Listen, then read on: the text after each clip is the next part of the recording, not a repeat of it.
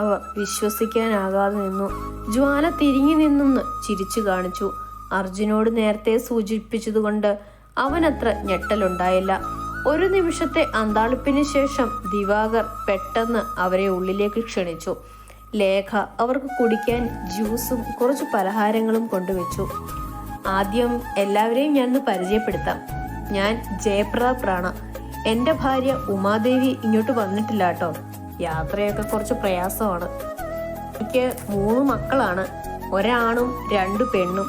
ഏറ്റവും മുതിർന്നയാൾ ഇന്ദ്രദേവ പ്രതാപ്, ഭാര്യ മഹാലക്ഷ്മി. അവർ രണ്ടുപേരും മുന്നോട്ട് വന്നു നിന്നു. ഇവർക്ക് 2 മക്കളാണ്, ഒരു മകനും ഒരു മകളും, പൃഥ്വിയും അനന്യയും. ജയപ്രതാപ് വിളിച്ചപ്പോൾ ആരോഗ്യദൃഢഗാത്രനായ ഒരു യുവാവ് മുന്നിലേക്ക് വന്നു. അനന്യമോൾ സ്ഥലത്തില്ല, ലണ്ടനിൽ മെഡിസിൻ്റെ ഹയർ സ്റ്റഡീസ് ഒക്കെ ആയിട്ട് പോയിരിക്കുക. പൃഥ്വിയും ഡോക്ടറാണ്. മാല ഇടം കണ്ണിട്ട് പൃഥ്വിയെ ഒന്ന് നോക്കി. അവൻ അവളെ നോക്കി പേടിപ്പിച്ചുകൊണ്ട് തിരിഞ്ഞു നിന്നു. അവൾ തലയ്ക്ക് കൈവച്ചു. പൃഥ്വിയുടെ കണ്ണുകൾ രഞ്ജുവിന്റെ മേൽ പാറി വീണു. അവന്റെ ചുണ്ടിൽ ഒരു ചിരി വിടർന്നു. ഇതെല്ലാം കണ്ടു നിന്ന അർജുന് ചിരി പൊട്ടുന്നുണ്ടായിരുന്നു. ഏറ്റവും ഇളയാളാണ് നിവൃത്തി റാണ, ഭർത്താവ് മഹീന്ദ്രൻ. മഹീന്ദ്രൻ നിങ്ങളുടെ നാട്ടുകാരൻ തന്നെയാ, മലയാളിയാണ്. വർഷങ്ങൾക്ക് മുന്നേ മേവാറിൽ സെറ്റിലായതാ. ബിസിനസ് കാര്യങ്ങളൊക്കെ ആയിട്ട് തിരക്കിലാണ്, വന്നിട്ടില്ല ഇങ്ങോട്ടേക്ക്. മകനുണ്ട്, കൈലാസ് മഹീന്ദ്രൻ. അച്ഛനെ ബിസിനസ്സിൽ സഹായിക്കുന്നു. എൻ്റെ 2ാമത്തെ മോളാണ് അരുന്ധതി, ഭർത്താവ് അരവിന്ദൻ. ജ്വാലമോളുടെ അച്ഛനും അമ്മയും. ജയപ്രതാപ് ഒന്ന് നിർത്തി. പിന്നെ അവർക്കൊരു മകൻ കൂടിയുണ്ട്, ജ്വാലയുടെ സഹോദരൻ.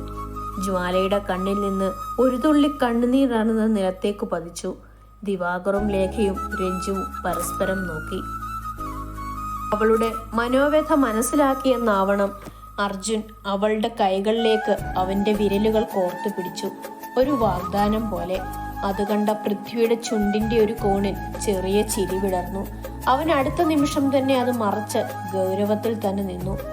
അവന്റെ ഫോണിൽ ഒരു മെസ്സേജ് വന്നതും അവൻ പെട്ടെന്ന് ഫോൺ എടുത്തു നോക്കി. അത് കണ്ടതും അവന്റെ മുഖത്തെ ചിരി മിന്നിമാഞ്ഞു. അതേസമയം കൊച്ചിൻ ഇന്റർനാഷണൽ എയർപോർട്ടിൽ നിന്നും ഒരു ഹൂഡിയിട്ട രൂപം പുറത്തേക്കിറങ്ങി.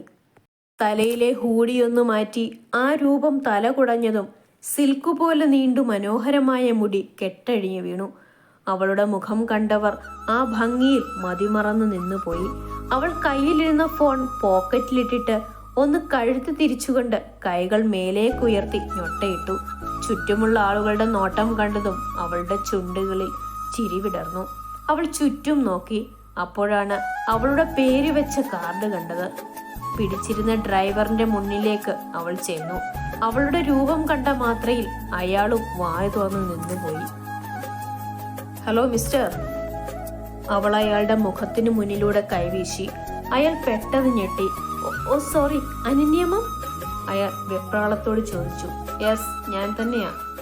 Welcome to Kerala. ഞാൻ പൃഥ്വി സാർ പറഞ്ഞിട്ട് വന്നതമ്മ. Okay fine, thanks. അവൾ അയാളുടെ കയ്യിൽ ലഗേജൊക്കെ ഏൽപ്പിച്ച് കാറിൻ്റെ ഉള്ളിലേക്ക് കയറി. ലഗേജൊക്കെ കാറിൻ്റെ ഡിക്കിയിൽ വെച്ചിട്ട് അയാൾ ഡ്രൈവിംഗ് സീറ്റിലേക്ക് ഇരുന്നു. മാം, എങ്ങോട്ടാ പോവേണ്ടത് ആദ്യം? അവൾ കണ്ണുകളടച്ച് സീറ്റിലേക്ക് കടന്നു. മഠത്തിൽ മൾട്ടി സ്പെഷ്യാലിറ്റി ഹോസ്പിറ്റൽ. അനന്യയും കൊണ്ട് ആ കാർ മഠത്തിൽ ഹോസ്പിറ്റലിനെ ലക്ഷ്യമാക്കി പാഞ്ഞു. ജ്വാലയ്ക്ക് ഒരു ചേട്ടൻ കൂടി ഉണ്ടെന്നോ? എല്ലാവരും ഞെട്ടിയിരുന്നു അത് കേട്ടിട്ട്. അതെ, അവനാണിത്, വീർ റാണ. അയാളുടെ കണ്ണുകളിൽ നിന്നും കണ്ണുനീർ ഇറ്റിറ്റ് വീണു. 6 വർഷങ്ങൾക്ക് മുൻപ് ഒരു ബിസിനസ് ട്രിപ്പുണ്ട്, അതിനു പോകുവാണെന്ന് പറഞ്ഞിറങ്ങിയതാ അവൻ. പിന്നെ എവിടെയാണെന്നോ ഒന്നും അറിയില്ല. അന്വേഷണമൊക്കെ നടക്കുന്നുണ്ടായിരുന്നു. പോലീസും ഞങ്ങളുമൊക്കെ അന്വേഷിച്ചിറങ്ങി. 1 മാസം കഴിഞ്ഞ് ഒരു വാർത്ത കേട്ടു. എൻ്റെ കുട്ടി ഒരു ആക്സിഡൻ്റ് ഉണ്ടായിട്ട്. അയാൾ വിതുമ്പി. ഒന്നും ബാക്കി കിട്ടിയില്ലത്ര. ബിസിനസ്സിലെ എതിരാളികളുടെ പകയുടെ ബാക്കിയായിരുന്നു എന്നാണ് പോലീസ് പറഞ്ഞത്. ആര് ചെയ്തെന്ന് പോലും അറിയാമായിരുന്നെങ്കിൽ തീർത്തേനെ ഞാൻ എല്ലാറ്റിനെയും. പണ്ടേ. അയാളുടെ കവിളുകൾ വിറച്ചു. ചിരിച്ചുകൊണ്ട് കവിളിൽ മൊത്തം തന്നിറങ്ങിപ്പോയ ആ രൂപം എൻ്റെ മനസ്സിൽ ഇപ്പോഴും ഉണ്ട്. അത് മതി, അങ്ങനെ കണ്ടാൽ മതി എനിക്കെൻ്റെ മോനെ. അയാളുടെ കൈകൾ വിറച്ചു. പൃഥ്വി നിറഞ്ഞു വന്ന കണ്ണുകൾ മുറുക്കിയടച്ചു.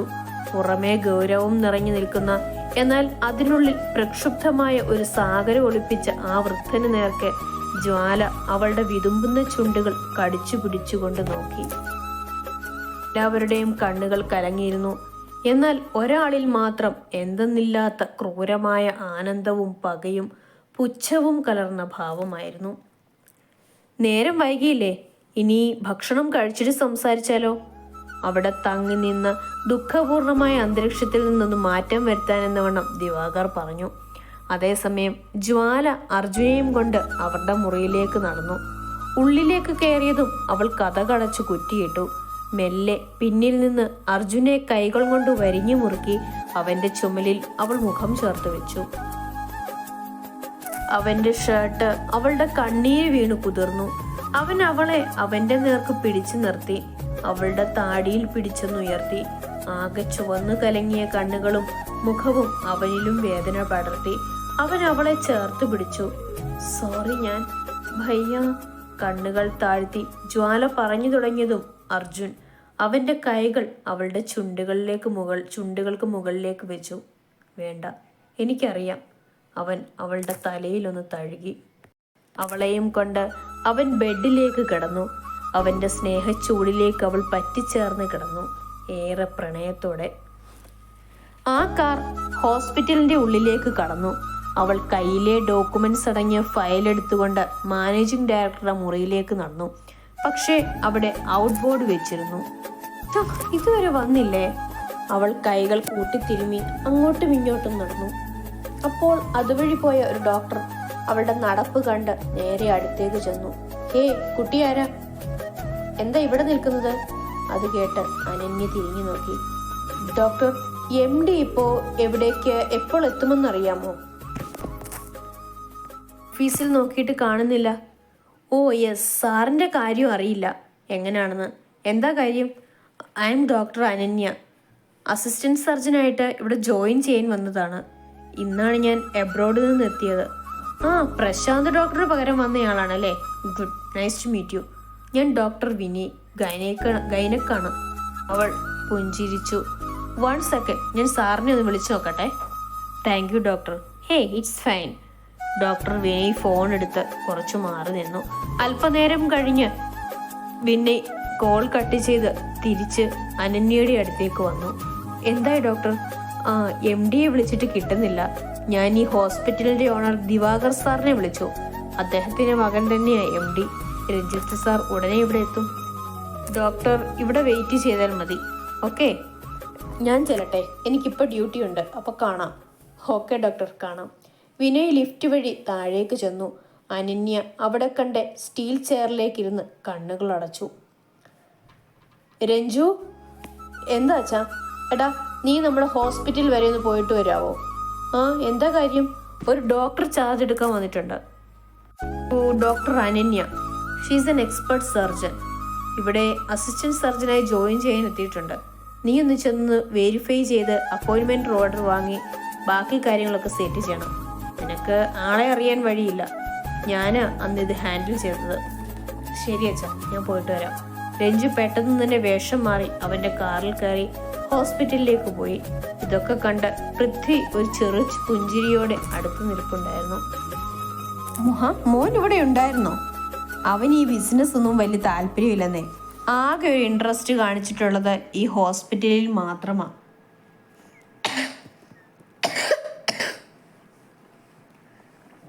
രാവിലെ ചുമണ മരുന്ന് വിളിച്ചായിരുന്നു. ഇല്ല, തന്നില്ലയോ?